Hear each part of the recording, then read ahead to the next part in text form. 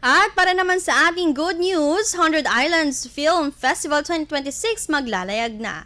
Ibahagi mo, Idol Maya.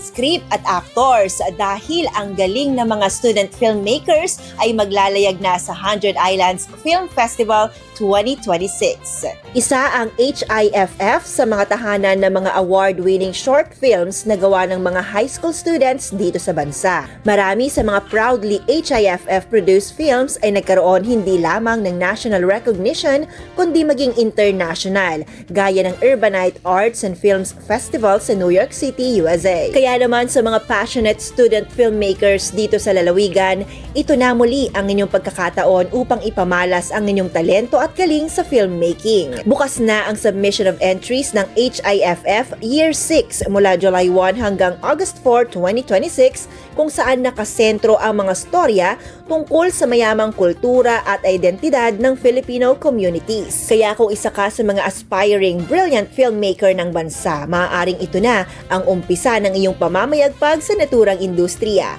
Para sa karagdagang impormasyon, maaari ninyong bisitahin ang kanilang Facebook page, 100 Islands Film Festival.